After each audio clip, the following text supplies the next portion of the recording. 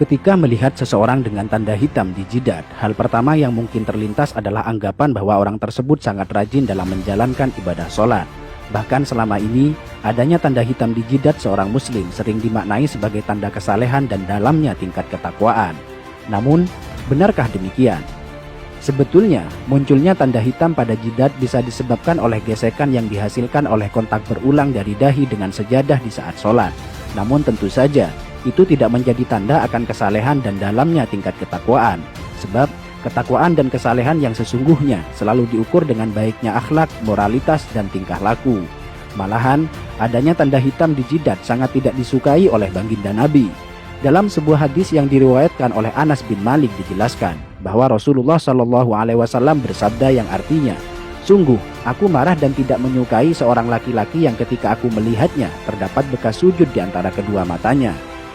Dalam hadis lain yang diriwayatkan oleh Imam Al-Baihaqi dituturkan bahwa Abdullah bin Umar, salah seorang sahabat terkemuka, tidak menyukai adanya bekas hitam pada dahi seorang muslim. Suatu hari, ada seseorang yang datang menemui Ibnu Umar. Setelah orang tersebut mengucapkan salam, Ibnu Umar bertanya kepadanya, "Siapakah Anda?" Orang tersebut menjawab, "Aku adalah anak asuhmu."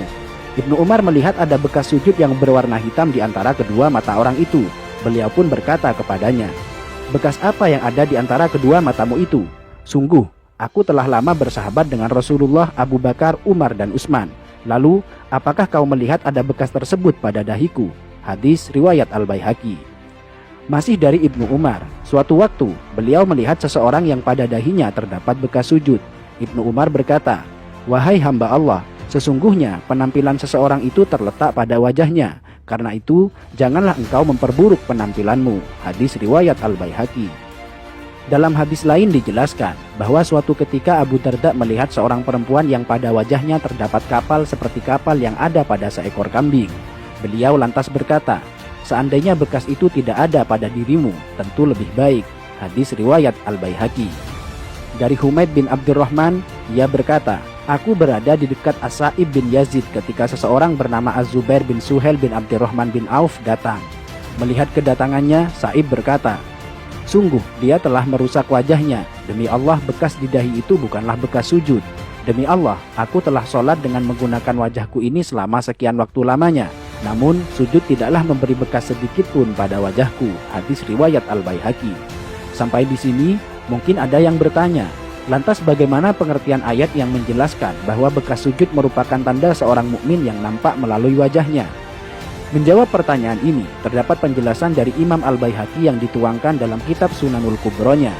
Dari Mansur, ia berkata, "Aku bertanya kepada Mujahid tentang maksud dari firman Allah, tanda-tanda mereka tampak pada muka mereka dari bekas sujud. Apakah yang dimaksudkan adalah bekas di wajah?"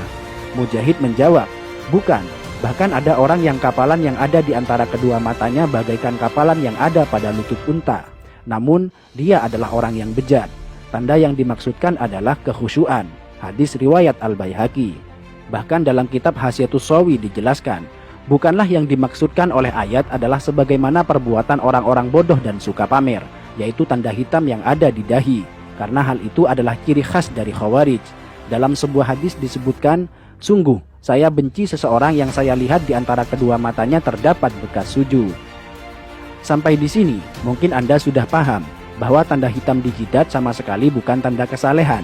Alih-alih tanda kesalehan, justru tanda tersebut sangat dibenci oleh para sahabat dan tabi'in karena dikhawatirkan akan menimbulkan riya pada pemiliknya.